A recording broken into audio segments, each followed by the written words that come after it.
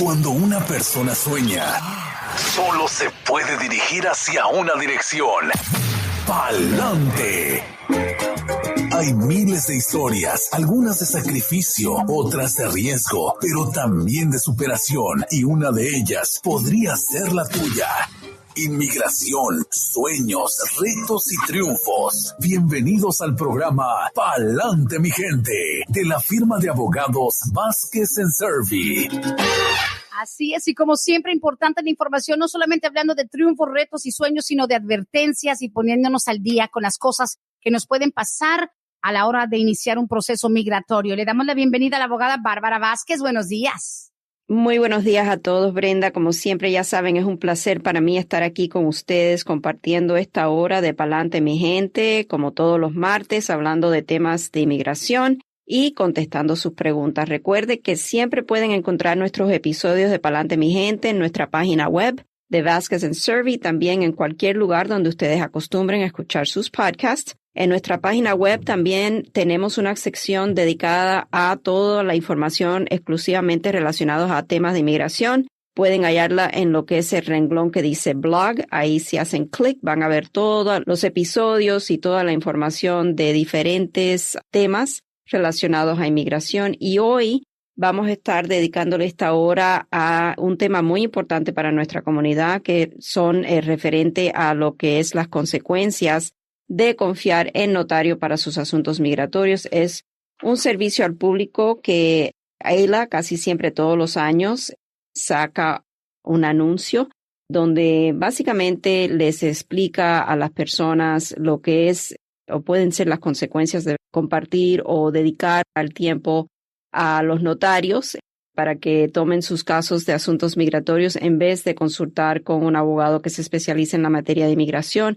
Y de eso vamos a estar hablando hoy día, pero como siempre queremos recordarles a todos los que nos escuchan aquí fielmente todos los martes y aquellos que se están añadiendo a la programación como radioescuchas nuevos, que la información que reciben por este medio es de carácter general y no sustituye una consulta formal con un abogado que se especializa en la materia de inmigración.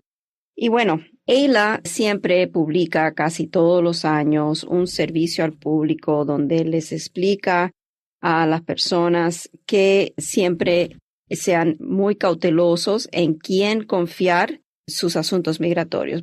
Queremos siempre traerle la información que publica EILA con respecto a los temas migratorios que afectan a nuestra comunidad, y esto no es una excepción. EILA anunció en su página y también nos envió a todos los abogados que somos parte de lo que es la Asociación Americana de Abogados de Inmigración una publicación para compartir con ustedes los avisos que urgen tener cuidado con las promesas falsas de los notarios, que usualmente suelen ser promesas de resultados inmediatos o estrategias que no tienen ningún respaldo legal o base factual. Básicamente, EILA lo que le está explicando es que los notarios a veces hacen promesas que no pueden cumplir de resultados inmediatos. Sabemos que llevamos ya mucho tiempo explicando por esta programación que hay muchas demoras en los tiempos de procesamientos del gobierno. Sabemos que un resultado inmediato en realidad no va a ocurrir necesariamente, aunque la persona venga a un abogado.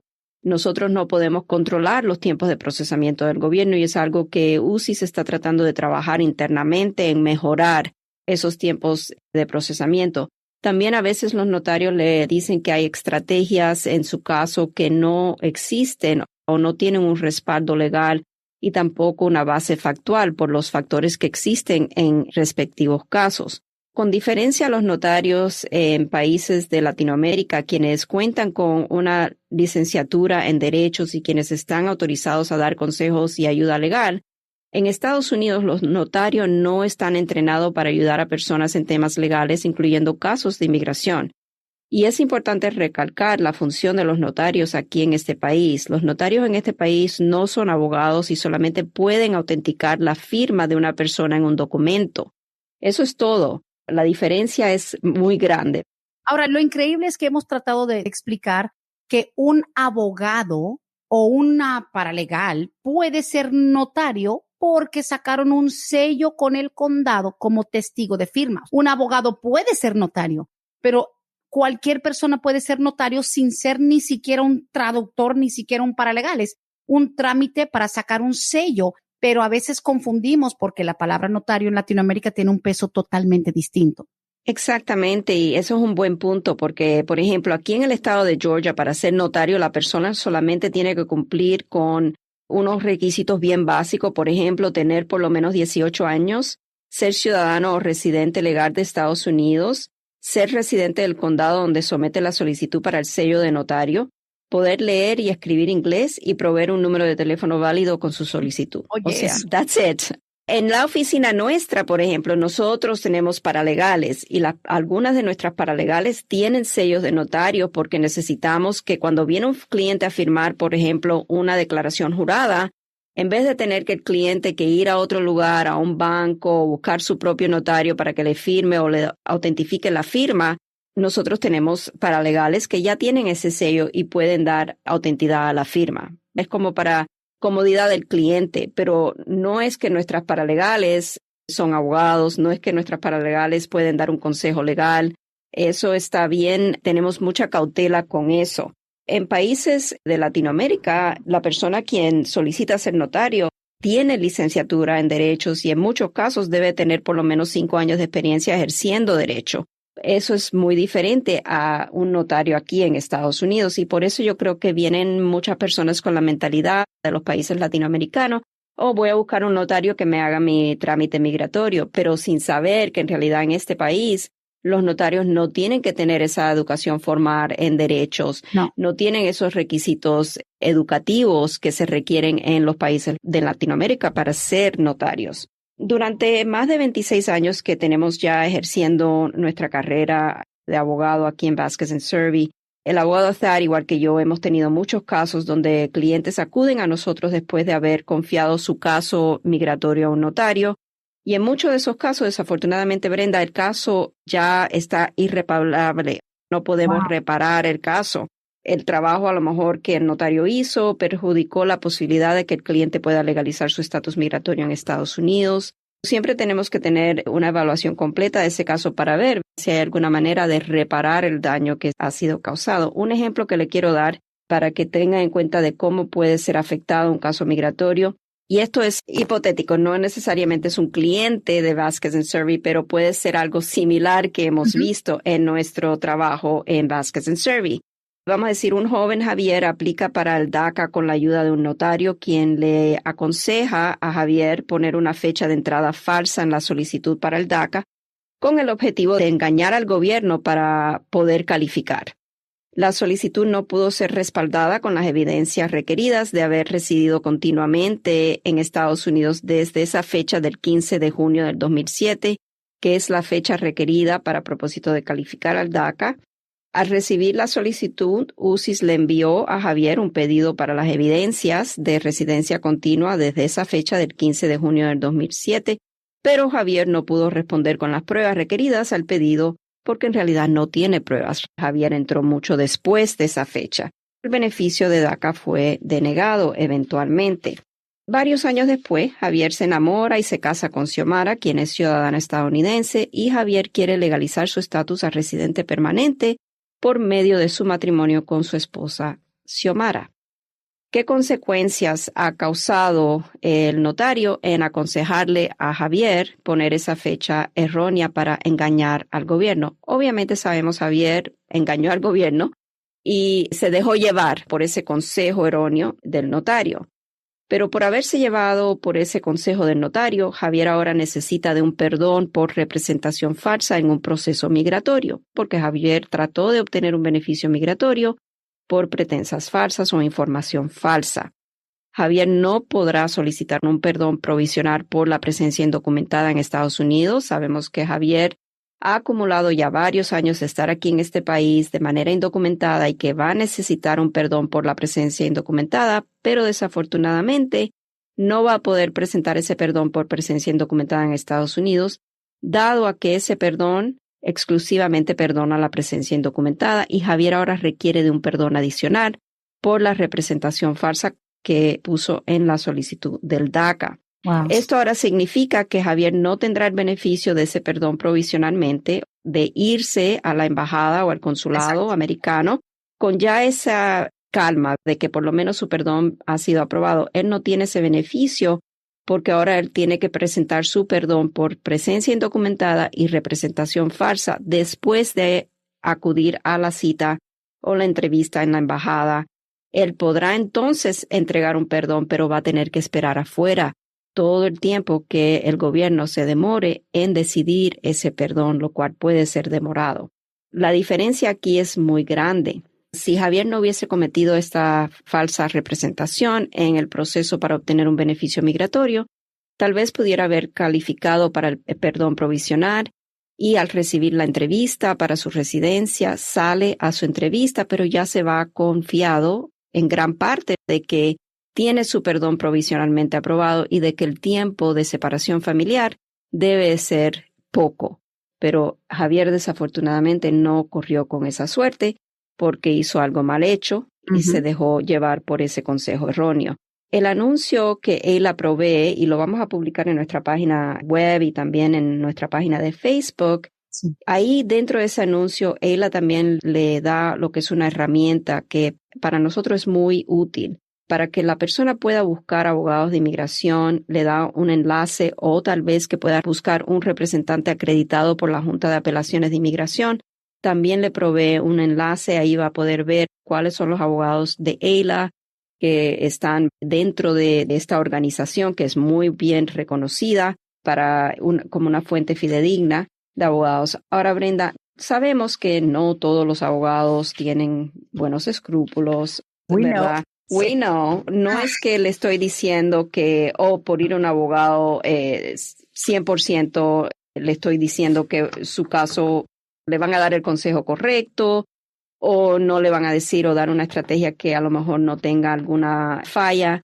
Pero lo que les recomendamos siempre es que busque una firma fidedigna, que haga su tarea. A lo mejor busque si a lo mejor a través de la barra del Estado el abogado ha sido disciplinado anteriormente por algo. Esa información es información al público. Y es recomendaciones de otras personas que a lo mejor le hayan dado de un abogado o una firma de abogados que le haya hecho un buen trabajo. La mayoría de los clientes que llegan a Vasquez & Servi llegan por palabra, por recomendación de otras personas, por el trabajo que hemos hecho. La mejor publicidad, disculpe, sí. Sí, y para nosotros es preferible que lleguen de esa manera porque sabemos que alguien quedó contento con el trabajo que hemos hecho y se siente suficiente confiado de que vamos a hacer buen trabajo en un futuro para la persona que nos está recomendando. Sin duda, abogada, wow. Y aquí, como bien lo hemos mencionado en numerosas ocasiones, por más que uno pueda utilizar la ignorancia de I didn't know, yo no sabía, no necesariamente nos garantiza que va a haber algún alivio, porque nos han preguntado un montón de veces, sí, yo fui víctima de unos notarios. Es más, como bien lo dijo hace unos minutos, el hecho de que vayas con un abogado, tampoco hay garantía de que todo lo que te digan va a ser legítimo o legal. Entonces, no podemos necesariamente asumir que porque un notario nos hizo un mal trabajo, automáticamente va a haber un alivio para mí. No se puede asumir eso en lo absoluto, porque en este país, desafortunadamente, cuando una persona firma una solicitud, un contrato, está firmando dando conocimiento de que entiende el contenido de lo que está firmando. Por eso es muy importante en nuestro bufete de abogados, antes de que yo firme una solicitud para ser entregada a inmigración, una de las cosas que se tiene que hacer es un block by block. Eso quiere decir que una solicitud que tiene 20 hojas, nos vamos a sentar con el cliente. La paralegal va a ir renglón por renglón. La información que está aquí está correcta. Este es su nombre correcta. Esta es su fecha de nacimiento. Este es el nombre de su mamá. Esta es su dirección. Esta es la fecha de entrada. O sea, renglón por renglón, no importa el tiempo que demore en hacer eso. La paralegal sabe que no puede entregarle al abogado lo que es ese trabajo sin que el block by block esté completado y que el cliente haya firmado autorizando la información que está contenida en esa solicitud. Excelente. Porque esto es como un respaldo no solamente para el abogado, pero también para el cliente. Porque después no podemos decir, yo no le dije eso. ¿Cómo que no le dijo? Usted se reunió porque todo queda grabado con una nota en el sistema y con la firma del cliente, de la fecha y la hora que el cliente compareció a nuestra oficina, ya sea por videollamada o ya sea en persona, para hacer ese trámite de block by block, la verificación de la información de su solicitud. No le estoy diciendo que nunca cometemos errores. No es así, Brenda, porque sabemos que es imposible. Todos somos humanos, van a haber a veces algunos errores, pero de que haya un error que va a troncharle la posibilidad al cliente de poder inmigrar o de que vaya a ocasionarle un problema grave con su caso, casi nunca. Eso sí, porque somos muy cuidadosos en cómo hacemos nuestro trabajo, en los métodos y los sistemas que hemos implementado tras 26 años de estar en esto para evitar o disminuir problemas o errores. Eso es muy importante y eso es algo que un notario no va a hacer, porque el notario, para empezar, no sabe o desconoce lo que son las leyes o las dificultades o los parámetros de las leyes de inmigración. La ley de inmigración es muy dinámica y constantemente hay cambios en políticas relacionados a las leyes o la implementación o la aplicación de la ley. Y hasta nosotros los abogados nos cuesta siempre estar al tanto, pero estamos estudiados para saber, ¿me entiende? Que tenemos que estar al tanto de todo lo que hay con respecto a los trámites que nosotros nos dedicamos para nosotros poder aconsejar al cliente. Y si no sabemos algo, por ejemplo, aquí muchas veces me hacen preguntas en la radio que no puedo contestar al instante y mi respuesta es, la verdad que no sé, pero me gustaría una oportunidad de a lo mejor estudiar y ver si puedo darle una respuesta. Porque eso es lo correcto. No es simplemente dar una respuesta para dar una respuesta y que esa respuesta esté mal y que a lo mejor la persona se vaya confiada en la respuesta errónea. ¿Me explico? Y de hecho hemos tenido programas donde usted contesta de cierto tema y a la semana siguiente hasta dice, Brenda, quiero corregir o quiero agregarle algo a lo que comenté la semana pasada.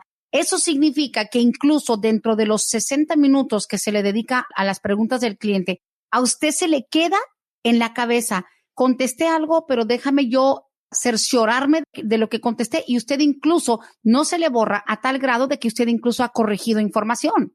Sí, porque para mí eso es el propósito de este programa, de dar información, de informar al público, de contestar las preguntas de la manera más completa que yo pueda en tan limitado tiempo. Pero si algo me queda como que, ¿me entiende? A veces como una espinita, sí, a duda, y esa espinita yo siempre busco, ¿verdad? La manera de ver, ok, quiero verificar que lo que dije está correcto, y si no está correcto, lo quiero rectificar lo más antes posible. A veces te he mandado hasta un mensaje, Brenda, yo sé. ¿Puede poner esto? Sí, porque me queda eso en la mente, y simplemente porque para mí es muy importante. Si yo voy a hacer algo para poder informar a la comunidad, quiero poder hacerlo completamente y correctamente. Y razonablemente, si no sé la respuesta, le voy a decir la verdad que no sé la respuesta en estos momentos. Por supuesto. Abogada, ahora, hemos mencionado también en innumerables ocasiones que a diferencia de quizá otros sitios, que sé que eso es algo que los distingue, por eso es lo importante, por ejemplo, cuando ustedes dicen, honestamente, cuando se sientan dos personas frente a uno de nuestros abogados o incluso enfrente de usted o del abogado tal, mira, nosotros nos vamos a casar para arreglar papeles, ¿verdad? Ok, espérame. Cuando se sabe que hay fraude, porque es un fraude, aunque sea tu mejor amigo, tu compadre el que te quiere arreglar papeles, he ahí la importancia de que no se maneje a nivel de fraude absolutamente nada, y más cuando se lo revelan a los abogados, porque hay abogados que dicen, cásese con un gringo, y después venga. Ustedes pueden decir, por eso mismo, manejar algo fraudulento es para ustedes totalmente inaceptable, porque de repente vienen después las consecuencias de algo mal hecho, mal escrito, y las personas pueden incluso cerrarse sus puertas para siempre, ¿no? Es correcto, Brenda. Y esto es un punto muy importante. Yo desde que empecé a ejercer mi carrera en 1996, empecé siempre con, how do you say premise? From the premise, del punto de vista, ¿verdad? Vamos a decir, yo siempre desde tengo el punto fundamental, o sea, lo fundamental empezó así. Sí, yo siempre, por ejemplo, ese cliente que me está haciendo esa pregunta o que me está divulgando que se va a casar o que se ha casado para un beneficio migratorio, pero que no tiene nada que ver con el matrimonio, ese cliente puede ser un investigador. Yo siempre estoy en mi mente, así es como yo, puede ser un investigador de HSI, Homeland Security Investigations, no lo había que pensado. puede estar haciendo, siempre yo opero desde ese punto de vista. Y por eso cuando a mí me divulgan algo que tengo que frenar, dar caso y decir, ok, aquí yo no puedo involucrarme porque hay una línea bien concreta que yo no cruzo. Y es esa línea. ¿Por qué? Porque ¿qué pasa? Primeramente, por las éticas mías, de mi profesión y personalmente, no vale la pena para mí perder sueño y perder mi tranquilidad psicológica y mental. Claro. Ningún dinero que me puedan pagar para mí vale perder mi paz. Por esa razón, yo siempre opero con esa idea de que esta persona que viene a vernos, que nos está diciendo esto y nos dice, yo te puedo pagar $10,000 o $20,000 para que usted me haga este caso. Es que estoy pagando. Exacto. ¿Cómo es que no me va a tomar el caso? Y simplemente ahí le digo al prospectivo cliente, porque no es cliente hasta que no firme un contrato, yo le digo, discúlpeme, pero no, para mí no vale y me paro al instante, me paro de mi silla y voy hacia la puerta y le abro la puerta. He tenido ocasiones así y le digo, me va a disculpar, pero no vale la pena para mí ningún dinero que usted me pueda pagar. Y muy respetuosamente me despido de la persona y puede ir a otro lugar. Puede ir a otro lugar a pedir esos servicios y a lo mejor lo consigue. Y a lo mejor todo le sale de maravilla, pero simplemente no operamos de esa manera. La filosofía suya, digamos, the premise would be la filosofía personal como individuo, como abogada y como la mitad de una firma donde trabajan un montón de gente y de ahí comen muchas familias, no se expone porque es fraude y usted estando consciente de un fraude no lo va a apoyar. Ahora, nunca me había puesto a pensar que inmigración les puede mandar como tipo trampas, como cuando mandan clientes a un restaurante para hacer un shopping, un secret shopping, donde es para calar a ver si ustedes participan en un fraude, como si fuera una trampa y no lo había pensado. Wow. Eso lo hacen a frecuencia y por eso a veces vemos en las noticias que hicieron un sting operation y muchos abogados lo ven en las noticias cada rato. Tal abogado ha sido enjuiciado por fraudes en solicitudes en preparación de solicitudes de asilo o fraude en solicitudes de labor. Wow. Fraude por a lo mejor hasta contratar. Hay abogados que desafortunadamente se han visto involucrados en el servicio de Marriage for Papers. Contratan a personas para que se casen con otras personas y le otorguen papeles. Todo eso y después eso sale a la luz. ¿Por qué? Por el trabajo que hace inmigración, los investigadores del Homeland Security. Ellos mandan a personas que se hacen pasar por clientes para ver si el abogado cae o a lo mejor porque ya han sido alertados. Ven como un patrón de que están recibiendo muchas solicitudes con la misma información. Por ejemplo, de asilo político, todo el mundo tiene el mismo tema, el mismo cuento. ¿Qué está pasando? Están inventando affidavits con la misma historia. Entonces ya ahí caen en cuenta y entonces es cuando empiezan sus investigaciones. Y para mí jamás ha valido la pena ningún dólar que me puedan pagar para quitarme mi calma y mi tranquilidad. No nos involucramos en eso. Y también, Brenda, hay que pensar, nosotros contamos con un equipo que para nosotros es un equipo muy valioso, nuestras paralegales, nuestras asistentes legales. ¿Cómo vamos a poner a nuestro equipo en tal situación? Que yo le digo a un cliente, sí, págueme $20,000 y yo le hago su caso de fraude matrimonial. Y entonces estoy involucrando a mi paralegal para cometer fraude junto conmigo. Jamás, jamás. Wow.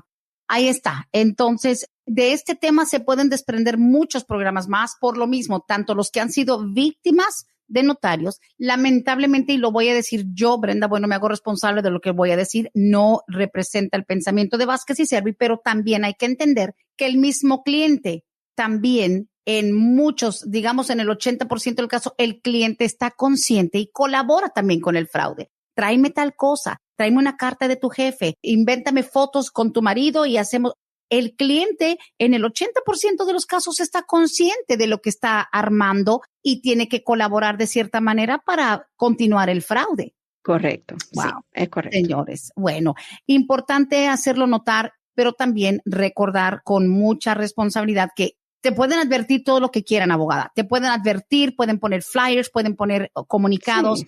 Muy pocas personas siguen a EILA, digamos persona civil, a lo mejor alguien que de pronto se enteraron que ahí es una fuente donde ustedes los abogados se están actualizando constantemente, pero imagínate que te adviertan y todavía dices, gracias por la advertencia, I'm still going to do this. Sí. Sí. Cuando eres víctima tampoco puedes reclamar ignorancia. I didn't know. O sea, eso no te ayuda. No ayuda. Y sí, desafortunadamente nosotros hacemos lo posible. Es una información que para nosotros es un servicio al público. Uh-huh. Es muy importante traer esta información, pero sí estamos conscientes que los notarios existen. Llevamos años los abogados de EILA tratando de combatir el fraude notarial. unlawful practice of law, o sea, lo que es la práctica de derecho sin tener licencia en este país. Todo eso, pero sabemos que los notarios existen, sabemos que las personas van a acudir a los notarios para hacer sus trámites y ahí estamos nosotros los abogados para entonces tratar de remediar los daños que hemos visto año tras año causados por notarios. Eso sí. Ahora, para cerrar ese tema tan importante, porque mire que se nos ha ido la mitad del programa tan solo en esto, primero porque sabemos que se puede perder mucho dinero, muchas esperanzas, se rompen corazones cuando un caso es detenido o es rechazado, denegado, pero obviamente para cerrar, por más que te adviertan, es tu responsabilidad lo que firmas, es tu responsabilidad la información que tú proporcionas y para nada hay garantía de que si, me fregaron unos notarios, déjame irme corriendo con Vázquez y Servi para que me salven. Hay ocasiones de las cuales no hay salvación. There's some places where there's a point of no return. Hay lugares donde ya no puedes, de donde puedes retornar. Exactamente. Eso es algo que tienen que tomar conciencia las personas que van a los notarios y que ponen información fraudulenta pensando que todo le va a salir bien, están posiblemente dañando su futuro migratorio aquí en Estados Unidos. Mire, me hacen una pregunta muy importante. Dice, Brenda, estoy escuchando con mucha atención este programa. ¿Todos los abogados de migración tienen que pertenecer a ese AILA? No. ¿O no? Absolutamente no. No, eso es opcional. Ya está. Pero sí gobiernan prácticamente lo que es el manejo de la ley migratoria. ¿Para qué sirve AILA? Digamos, nada más para informar o también gobiernan o monitorean ciertas prácticas.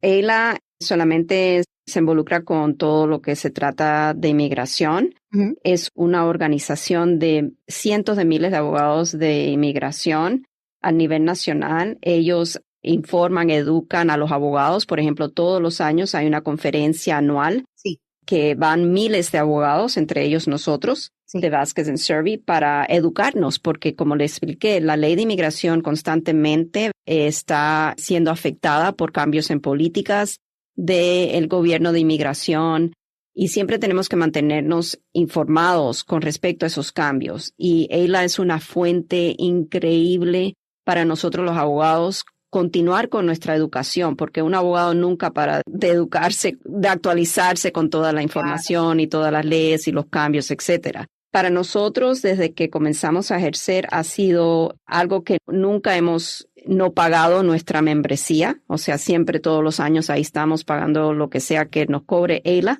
por ser miembros, porque sabemos que con ser miembro de AILA vamos a tener la información a nuestras manos de todos los cambios. Nos mantienen diariamente. Yo diariamente me envían en mi correo electrónico todos los anuncios más recientes relacionados a los temas de inmigración. A veces yo voy a ese correo electrónico temprano en la mañana cuando sé que tengo el programa de Palante con Oxígeno Radio y veo qué ha habido nuevo, qué es importante para nuestra comunidad, qué es importante para lo que nosotros hacemos en Vázquez and Servi. Y siempre estoy mandándole a los abogados y a los paralegales de nuestra firma esas actualizaciones.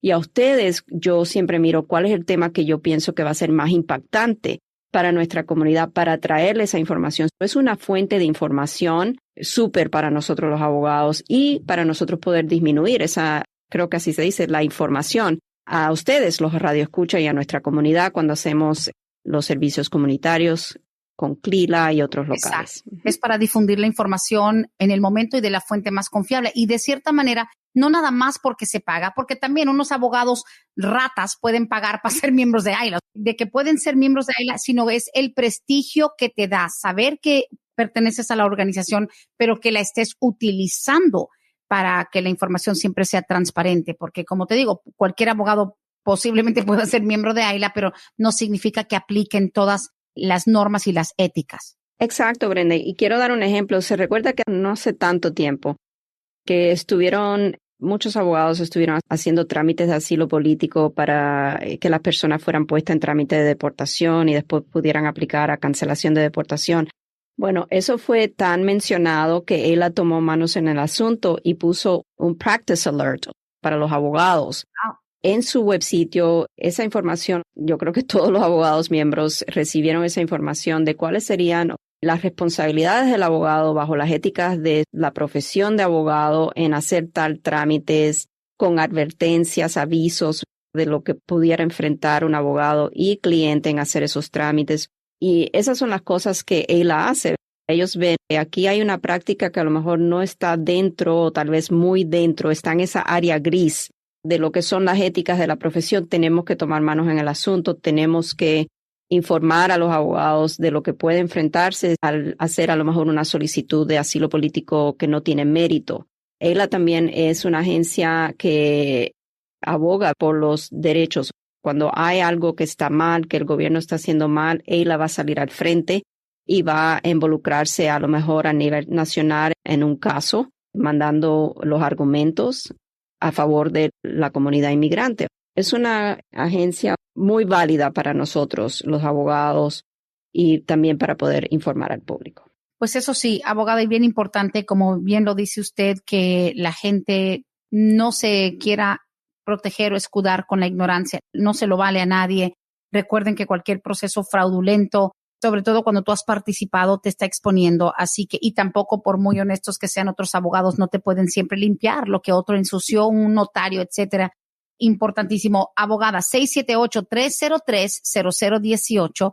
Finalizando, usted puede tal vez recomendar que hagan cita para analizar de repente algún caso que haya sido manejado por un notario, porque ¿qué tal si hace 5 años o 8 años alguien dijo, yo metí la visa U con unos notarios, ahora tengo la duda? ¿Cómo sé si está bien o mal hecho mi caso? ¿Ustedes pueden analizar eso? Podemos, sí, tendríamos que empezar con un pedido del expediente. No lo vamos a pedir al notario, lo vamos a pedir directamente a inmigración a través de la Ley de Libertad de Información para ver exactamente todo lo que se puso en la solicitud, qué evidencias fueron enviadas junto con la solicitud para estar segura de que el proceso está bien y que no a lo mejor haya que hacer alguna enmienda a ese proceso. Sí se puede. Nosotros podemos, y así es como casi siempre comenzamos nuestros casos cuando alguien viene ya sea de otra firma de abogados o viene de un trabajo hecho por un notario. Vamos a empezar el caso con pedir y solicitar esos expedientes para entonces poder analizarlos y ver cómo podemos remediar la situación. Sí, qué bien. Pues vamos a darle inicio al espacio. Wow, se nos fue tiempo, pero creo que era bien importante. Tengo ya varios mensajes de texto en línea esperando.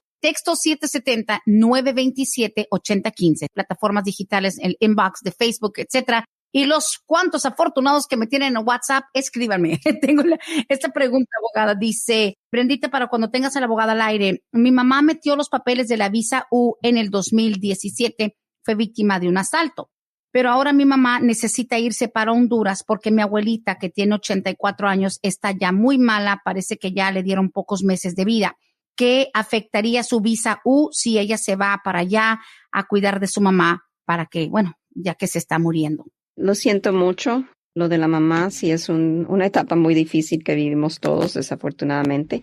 Pero en este caso, si ella sale para Honduras, entonces el proceso va a ser cambiado. Porque ella solicitó el estatus U. El estatus U es cuando la persona se encuentra aquí dentro de Estados Unidos, que pide el estatus U hasta que le salga el estatus U. Y entonces tiene que estar aquí 3 años bajo estatus U para entonces poder hacer su trámite de residencia. En este caso, cuando ella sale para Honduras, entonces tenemos que en realidad empezar un proceso nuevo, vamos a decir, porque sería el solicitar una visa U, que es diferente y no es garantizado que la embajada se la vaya a otorgar.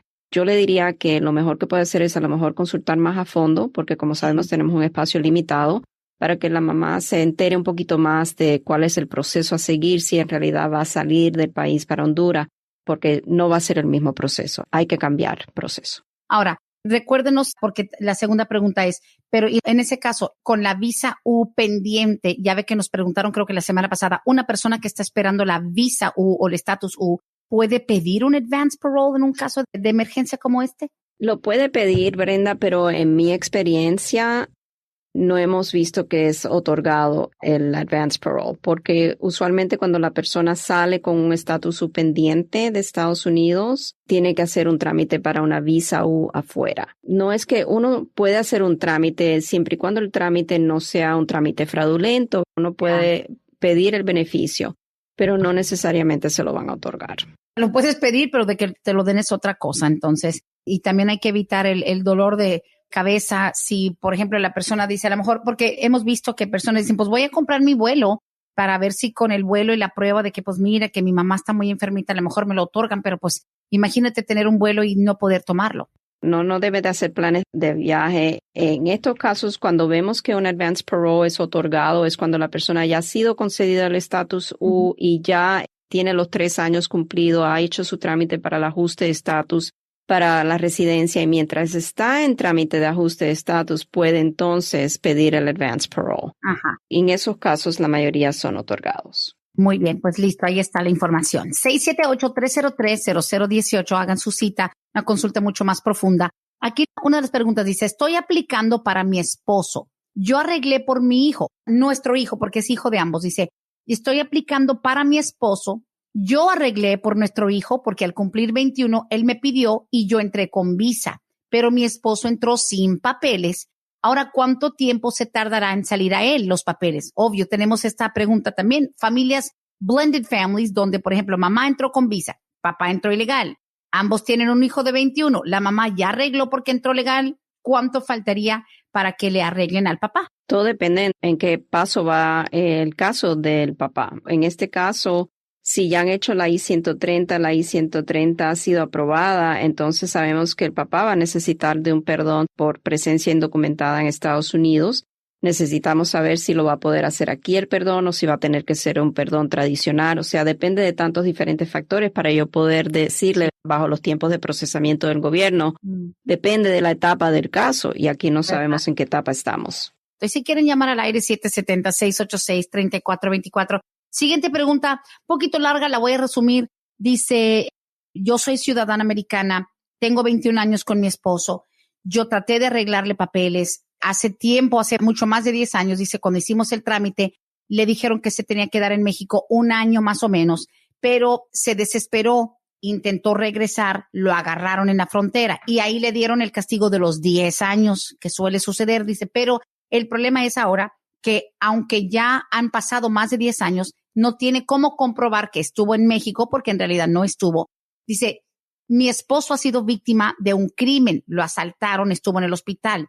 ¿Algo le ayuda una visa U aún después de que lo castigaron 10 años? Han pasado más de 10 años, pero no puede comprobarlo. ¿La visa U por víctima de violencia cambia algo? Sí, vamos a tomar esto paso por paso. El esposo estuvo aquí más de 1 año de presencia indocumentada. La esposa le hizo un trámite. Él salió para México para su entrevista. Estuvo en México, pero se desesperó, no quiso esperar el tiempo que tuvo que haber esperado para el proceso que se cumpliera y regresó o intentó regresar de manera indocumentada. Lo detuvieron en la frontera. Cuando él estuvo aquí más de 1 año de presencia indocumentada, salió y volvió a intentar entrar. Él desató un castigo permanente de 10 años. Ese castigo permanente de 10 años tiene que ser cumplido fuera de Estados Unidos. No se puede cumplir dentro del país y empieza a correr desde el momento que él sale. No desde que salió la primera vez, sino de que tiene que salir para completar sus 10 años.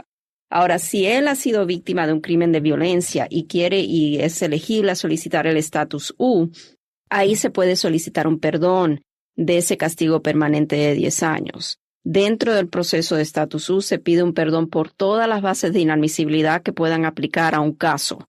Sí puede beneficiarle que pueda conllevar a la residencia, no obstante a que tenga ese castigo de 10 años que no ha cumplido. Mis recomendaciones definitivamente, si gusta, que nos llame, puede hacer una consulta formal para explorar esos factores y determinar una estrategia en el caso.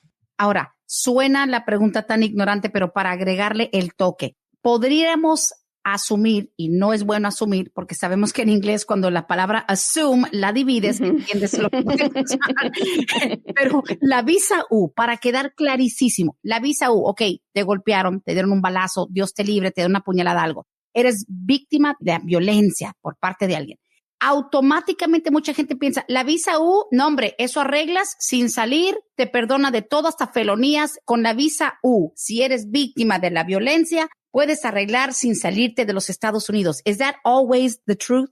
Con la visa U, si la persona es otorgada el estatus U y le otorgan los perdones por las bases de inadmisibilidad, sí, puede arreglar sin salir de Estados Unidos, puede hacer su ajuste de estatus. Es bien demorado el proceso. Mientras más delitos o problemas con la ley que haya tenido la persona, un poquito más dificultad tiene en que sea aprobado el perdón. porque el gobierno sabe que el trámite de estatus U es muy amplio lo que perdona y la persona tiene que demostrar si ha tenido un historial penal extenso en este país o serio en este país, va a tener que demostrar que se merece a la discreción del gobierno que sea otorgado ese perdón. El gobierno tiene que tener suficiente información de el comportamiento de la persona desde la última vez que cometió un delito y qué rehabilitación ha tenido la persona después de ese delito que ha tenido. Por supuesto. Listo. Buena respuesta. A ver, aquí dice, mi pregunta es, me llegó una carta para estar en un jurado de la corte, pero yo no soy ciudadana, solo tengo permiso de trabajo. No sé si ir o no, y si no me afecta con mi permiso o me multen, ¿qué va a pasar? Jury duty. Ahí algo está mal, porque usualmente, o no usualmente, jury duty solamente le pertenece a las personas que son ciudadanos de Estados Unidos. Un residente permanente o una persona con un permiso de trabajo no lo van a llamar para jury duty. Tenemos que mirar un poco más a fondo donde la persona a lo mejor pudo haber cometido un error en una solicitud de declararse ciudadano estadounidense para que le salga ese citatorio de jury duty. A veces eso sale en lo que es la solicitud para una licencia de conducir. Casi siempre cuando tenemos esto, lo que hacemos es que hacemos un FOIA, un pedido de expediente al Departamento de Vehículos y Motores para que nos envíen todo lo que ha sido las solicitudes que la persona ha hecho para ver si marcó esa casilla de que soy ciudadano estadounidense y me registro para votar, etcétera, etcétera. Mi consejo sería no dejar de ir o por lo menos llamar y explicar la situación de que esto ha sido un error, que le han mandado un jury duty y la persona no es ciudadana estadounidense. Creo que la solicitud en la parte de atrás dice, si usted no puede cumplir como jurado, aquí atrás llene el formulario explicando el por qué. Y ahí hay una casilla. They call us all the time. A mí me llaman todas las tardes. Mire, me llegó esta carta, me mandan la carta, Mike, te están citando a servir como jurado. Pero es que yo no sé. Y sí, atrás creo que hay una parte que la casilla te permite ponerle, I'm not eligible, I'm not a U.S. citizen, algo así. Pero la preocupación va un poco más allá porque dices, ok, pero ¿por qué te llegó? ¿Eso puede tener consecuencias migratorias negativas? Sí, desafortunadamente sí. Ok, no vamos a entrar en detalle porque ahora se van a asustar, pero I understand que si te mandan notificación para servir como jurado o ser elegido en un proceso o digamos participar en el proceso de elección de un jurado, hubo algún momento en donde en alguna cosa estatal que tú llenaste, te calificaste como ciudadano americano, hay que tener mucho cuidado con eso. Siguiente pregunta. Buenos días, Brenda. Yo tengo un novio que es de Puerto Rico. Él fue de la Marina por 20 años y está casado. Él le ha pedido el divorcio a la señora varias veces, pero ella no se lo quiere dar por los servicios médicos y todos los beneficios que ella tiene. Él vio a un abogado y le sugirió que espere a que él cumpla 65 años y faltan 4 todavía. Mi hija acaba de cumplir 21 y es nacida aquí. Él me dijo que pregunte a mi abogado si puedo aplicar por medio de mi hija y en cuanto él se divorcie nos casamos y cambiaría mi estatus. ¿Puedo hacer esto? Depende de cómo entró la señora a Estados Unidos. Si entró de manera documentada a Estados Unidos y la hija al cumplir los 21 años de edad, podría entonces ella hacer un trámite para el ajuste de estatus a través de la hija ciudadana estadounidense. Pero si la señora entró de manera indocumentada a Estados Unidos, va a necesitar de un perdón de presencia indocumentada y ese perdón solamente se puede pedir si tiene cónyuge, residente o ciudadano o mamá o papá residente o ciudadano. Claro. Le hace falta casarse con el boricua que le sirva como el pariente calificativo, pero como él está casado con la otra señora, ella no se puede casar. Got it. ¡Wow! Hace falta esa conexión, diríamos entonces. Otra pregunta dice por acá, ¿el abogado nos puede decir algo acerca de lo que han comentado del DACA? Siempre sí lo van a quitar, se siguen renovando. Por favor, no hay novedad con este proceso. DACA no puede faltar la pregunta, sí. No hay novedad. Sabemos que sí es algo que está siendo litigado nuevamente, está en las noticias nuevamente, desafortunadamente, pero no hemos recibido ninguna actualización de que van a quitar el DACA. Lo que sí sabemos es que si hay algún fallo negativo, o sea, contra los jóvenes que tienen DACA, seguramente no va a ser de inmediato que el programa se cancele. van a dar un tiempo antes de que lapse el programa de DACA. Eso es lo que por lo menos se está hablando en estos momentos. Por supuesto. Lucía nos hace la pregunta, dice, sigo con la inquietud, por favor le puedes replantear mi pregunta a la abogada. Lucía, como varias familias venezolanas, entraron a los Estados Unidos, abogada, hace 3 años, entraron pidiendo el TPS y el asilo al mismo tiempo, porque como que están con 2 caballos en la carrera, como dice el abogado Tad. Dice, ya sabes, la situación, a Lucía le tocó venir con el esposo y sus 2 hijos, uno de los cuales ya tiene varios arrestos por cuestiones que tienen que ver con carros y carreras y whatever.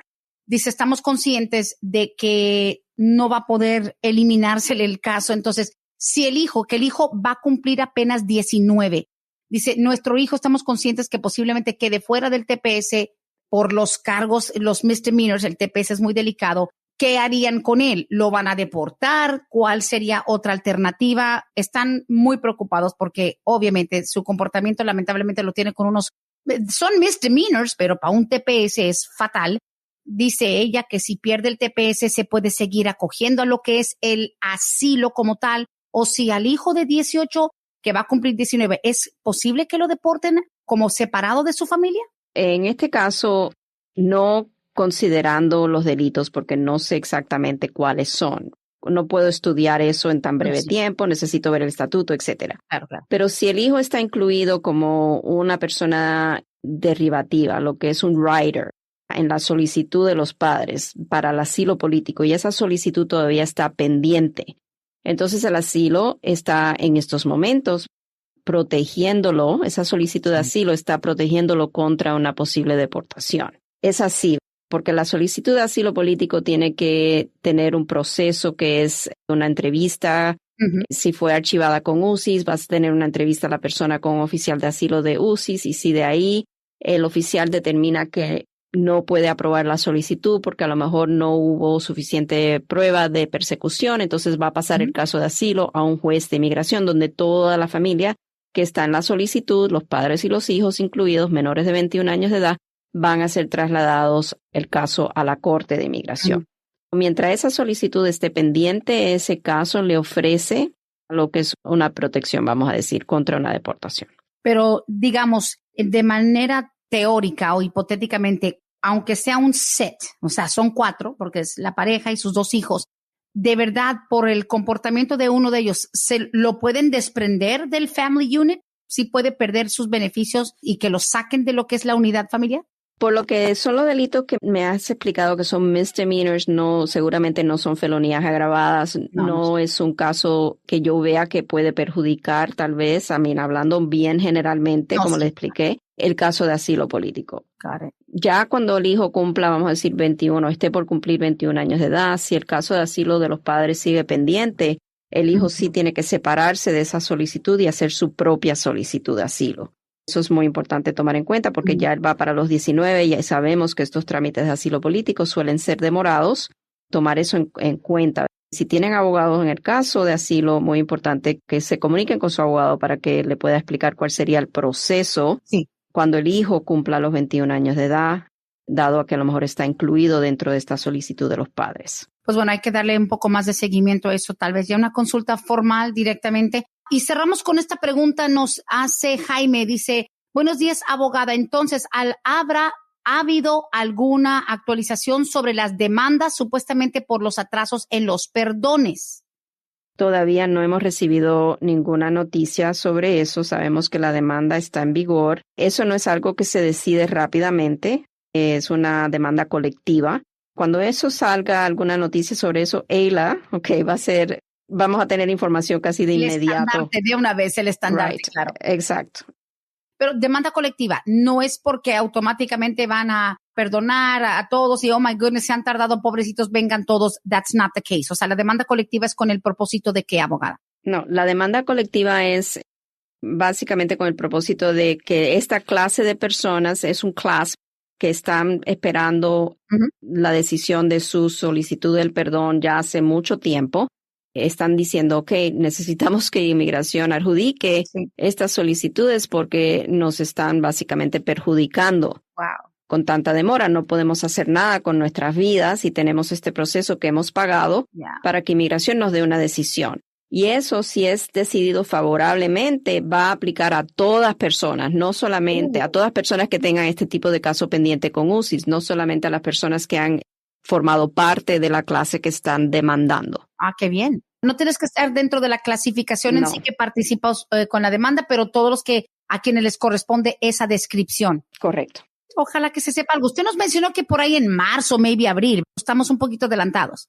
Sí, tendría que ver cuándo es que están diciendo más o menos que podrían tener una decisión, pero no me acuerdo exactamente. Cuando la tomen, usted nos la va a compartir sin duda porque están conectadísimos y por eso, como antes, nuestro pasado fue Inmigración al Día y aunque estemos yendo para adelante, seguimos estando al día con usted porque es que sí, no podemos hacerlo de otra manera y pues sin duda este espacio por eso mismo lo esperan todos los martes porque por más que uno diga, bueno, ¿y qué van a preguntar ahora? Well, there's always questions y sobre todo cuando la respuesta viene de una fuente como usted, que por eso la buscan y la esperan todos los martes aquí en Oxígeno Radio. Abogada Bárbara, como siempre, 678-303-0018, número directo en las oficinas de Vázquez y Servi, 678-303-0018. Como siempre, un excelente programa, abogada. Feliz martes.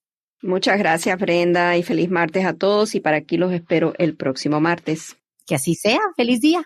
Gracias igualmente. Gracias. Hasta aquí hemos llegado hoy, pero siempre vamos pa'lante, mi gente, con Vázquez en Servi. Hasta la próxima.